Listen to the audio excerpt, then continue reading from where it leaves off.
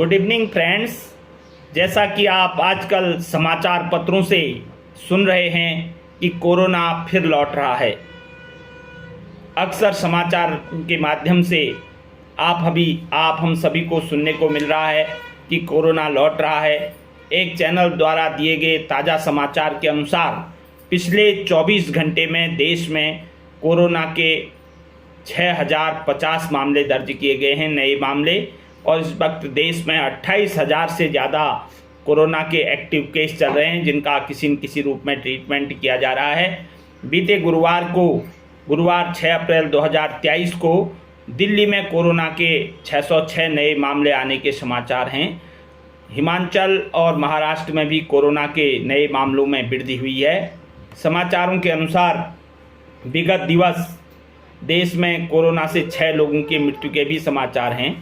वर्ष 2020 में जैसा कि हम पीछे की तरफ देखें तो वर्ष 2020 की शुरुआत में कोरोना ने अपने पांव पसारने शुरू किए थे। धीरे धीरे कोरोना का संक्रमण फैलता गया था और 7 अगस्त 2020 तक भारत के लगभग 20 लाख लोगों को कोरोना संक्रमित कर चुका था और 23 अगस्त 2020 तक तो फिर वो 30 लाख रोगियों को संक्रमित कर चुका था। इसी तरह 28 सितंबर 2020 तक कोरोना से भारत के 60 लाख लोग संक्रमित हो गए थे और 19 दिसंबर 2020 तक भारत में 1 करोड़ से ज़्यादा लोग कोरोना की चपेट में आ गए थे। 23 जून 2021 तक भारत में कोरोना जो है वो 3 करोड़ से भी ज़्यादा लोगों को संक्रमित कर चुका था। कई लोग तो कोरोना की संक्रमण आने से असामयिक काल कलवित भी हो चुके थे। भारत जैसे घनी आबादी वाले देश में त्वरित कदम उठाकर बहुत ही अच्छी तरह से संक्रमण पर नियंत्रण पाया गया था।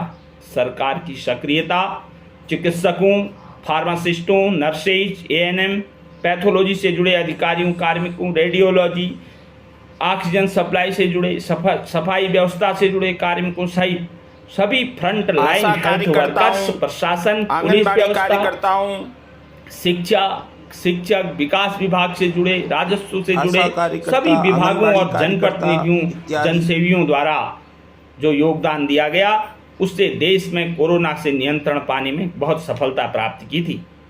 बाद में जनवरी 2021 में भारत में सबसे बड़े टीकाकरण अभियान की शुरुआत हुई थी, जिससे निराशा में डूबी मानव जाति में जिंदगी की एक नई आशा की किरण दिखाई देने लगी थी।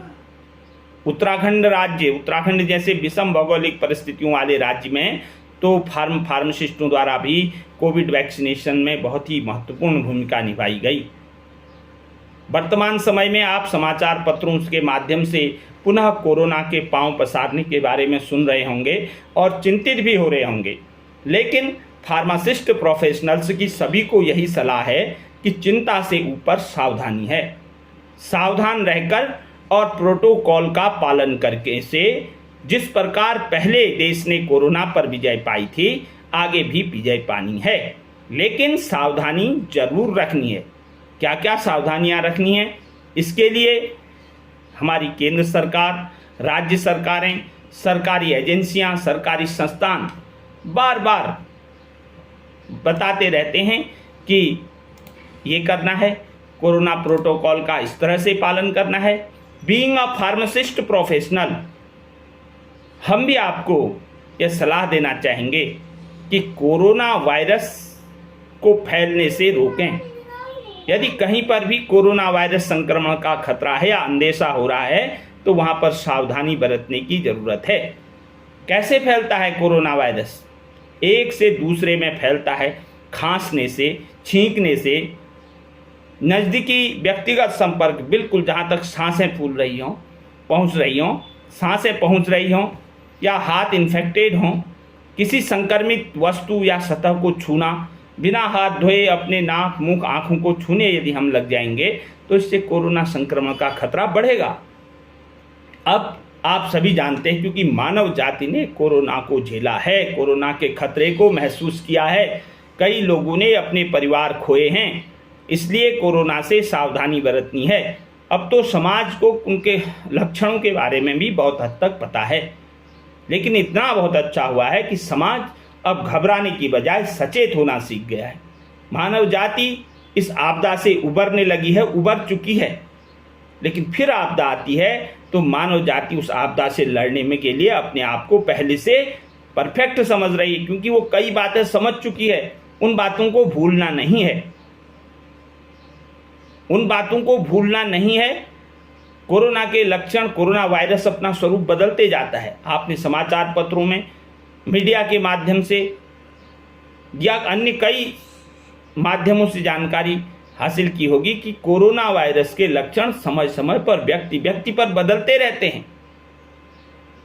लेकिन मुख्य लक्षणों में जैसे बुखार आना, खांसी होना, सांस लेने में तकलीफ होना, सिर में दर्द होना, छींक आना, ये लक्षण हैं। तो कोरोना नहीं भी है तो सावधान होने की ज़रूरत है। क्या करें, क्या न करें, इसको मन में मानव जाति ने बैठाना होगा, क्योंकि कोरोना के साथ संघर्ष से हमने आगे बढ़ना होगा। कोरोना आ रहा है, आएगा, कोरोना रोकना है, फिर दूसरा रूप लेकर के आएगा, फिर रोकना है। धीरे धीरे मानव जाति में उसके प्रति प्रतिरोधकता उत्पन्न हो जाएगी।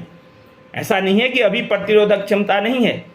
मानव जाति में अधिकतर लोग, देश के अधिकतर लोगों को कोरोना की वैक्सीन लग चुकी है। उसके बाद उनके शरीर में प्रतिरोधक क्षमता विकसित हो चुकी है, हुई है। अब ये शोध का विषय है कि वो प्रतिरोधक क्षमता कब तक रहेगी, लेकिन प्रतिरोधक क्षमता तो हुई है विकसित। इसलिए यदि हम ऐसे समय में यदि सावधानियां रखेंगे, क्या करें क्या न करें पर विचार रखेंगे, तो हम कोरोना, आने वाले कोरोना की किसी भी लहर से बच सकते हैं।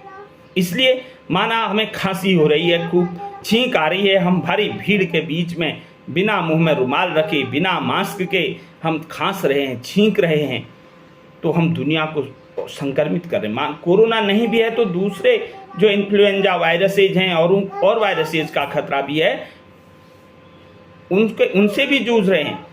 इसलिए मानव मैनर कहता है कि कभी भी खांसो या छींको, छींक आए, अपने मुंह में फट से रुमाल रख लीजिए। टिश्यू पेपर या कुछ भी नहीं है तो अपनी मुड़ी कोहनी से अपने मुंह को ढक लीजिए। यह जरूरी है, क्योंकि एक छींक से करोड़ों वायरस संक्रमित हो सकते हैं, वहां पर मौजूद सभी लोगों को संक्रमण हो सकता है। इसलिए छींकते और खांसते समय विशेष ध्यान रखना है। यदि आप में कोरोना वायरस के लक्षण दिखें, यदि आपको लगे कि कोरोना भी हो सकता है, तो 14 दिन तक लोगों के संपर्क में आने से बचें। भीड़ भाड़ वाली स्थानों पर जाने से बचें। लोगों से लगभग मीटर भर की दूरी बनाए रखें ताकि दूसरों को संक्रमण न हो। नियमित अंतराल पर अच्छी तरह से अपने हाथों को साबुन पानी से धोएं। बहते हुए पानी से, रुके हुए पानी से नहीं धोना है। सैनिटाइजर का इस्तेमाल करते रहना है बीच बीच में। कोई आपने टिश्यू पेपर का इस्तेमाल किया खांसने या छींकने के लिए, रुमाल का इस्तेमाल किया तो उसको साबुन से अच्छी तरह धोना है बाद में। या टिश्यू पेपर का इस्तेमाल किया है खांसने और छींकते समय तो उसको कूड़ेदान में फेंकें अथवा इसके बाद जला दें या गहरे गड्ढे में डालकर ढक दें। यदि आपको कोरोना वायरस या उससे जुड़े किसी तरह के लक्षणों का कोई चीज़ आप पर उभर रही है तो मास्क का उपयोग तुरंत करें और स्वास्थ्य केंद्र से संपर्क करें। नियमित साफ सफाई का ध्यान रखना होगा। कोरोना में मुंह में मास्क लगा के, भीड़ भाड़ वाली स्थानों में मास्क का प्रयोग करने से काफ़ी हद तक कोरोना से बचा जा सकता है। संक्रमित व्यक्ति अपने मुंह में, अपने नाक, माना आपको संक्रमण है, कोई संक्रमित व्यक्ति है, बार बार अपने मुंह को, अपने नाक को अपने हाथों से छुएगा, अपनी आँखों को छुएगा, फिर अन्य सामानों को छूने लगेगा, अनावश्यक रूप से दूसरे के साथ हाथ मिलाने लगेगा। खुद को कोई इस तरह का कोरोना की तरह के लक्षण हैं और आप दूसरों से हाथ मिला रहे हैं, दूसरे के द्वारा फेंके गए टिश्यू को उठा के इधर उधर कर रहे हैं, या आप सार्वजनिक स्थानों पर थूक रहे हैं, या अपने द्वारा उपयोग किए गए टिश्यूज इत्यादि को सार्वजनिक स्थान पर फेंक रहे हैं तो समाज के लिए खतरा पैदा कर रहे हैं, कोरोना को आमंत्रण दे रहे हैं। इसलिए कोरोना से बचाव ही बचना है किसी भी, क्योंकि टीकाकरण हो गया, इतने से नहीं, टीकाकरण है, आप में प्रतिरोधक क्षमता है, लेकिन वायरस भी तो समय समय पर अपना स्वरूप बदल देता है। इसलिए कोरोना से सावधानी, मास्क पहने तब जब आप भीड़ भाड़ वाले स्थानों में जा रहे हैं। कोविड-19 के लक्षण खांसी, बुखार और सांस लेने में तकलीफ है तो अपने निकट के स्वास्थ्य कार्यकर्ता से संपर्क करें। फार्मेसी प्रोफेशनल्स की यही सलाह है कि बचाव करें। खांसी या सांस लेने में तकलीफ तो नहीं है, यदि है तो लेबोरेटरी में कोरोना वायरस की जांच होगी। डॉक्टरी सलाह लें, डॉक्टरी सलाह पर लेबोरेटरी में जरूर जांच कराएं। यदि आपने कोई ऐसी जगह की यात्रा की है जहां कोरोना संक्रमण हो रहा है तो अपने आप को, और इस यात्रा से लौट रहे हैं तो अपने आप को बच्चों से दूर रखें। खांसी, बुखार, जुखाम है, सांस लेने में कठिनाई है तो अपना बचाव करें, औरों का भी बचाव करें। इसलिए अब चूंकि वर्तमान समय में कई ऐसे कोरोना नए प्रोटोकॉल सामने आ गए हैं कोरोना के उपचार के लिए। सरकार द्वारा, जैसे पहले कई दवाइयों का इस्तेमाल होता था, लोग जुकाम होते ही कहीं कोरोना तो नहीं है करके एजिथ्रोमाइसिन, डॉक्सीसाइक्लिन, आइवरमेक्टिन आदि दवाइयों को खुद ही खाने लग जा रहे थे, बिना चिकित्सकीय परामर्श के, बिना फार्मासिस्ट, रजिस्टर्ड फार्मासिस्ट द्वारा बिना डिस्पेंसिंग किए अपने मन से दवाई ली। एजिथ्रोमाइसिन, एजिथ्रोमाइसिन, डॉक्सीसाइक्लिन इत्यादि या आइवरमेक्टिन तक लोग अपने आप खा ले रहे थे। लेकिन सरकार ने अब शर्तें लागू कर दी हैं। अभी मार्च में सरकार द्वारा कहा गया है कि एंटीबायोटिक का इस्तेमाल तब तक नहीं करना है जब तक बैक्टीरिया को लेकर के पूरी बैक्टीरिया की डायग्नोसिस न हो जाए। एम्स ने मिलकर के उपचार के प्रोटोकॉल तैयार किए हैं। स्वास्थ्य मंत्रालय ने उपचार के निर्देश जारी किए हैं।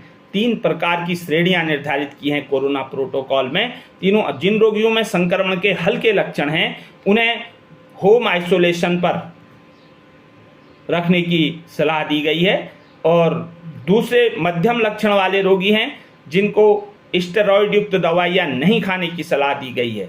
अगर मरीज की स्थिति खराब लग रही है तो पहले सीटी स्कैन कराया जाए, HRCT स्कैन, तब जाके निर्धारण किया जाए।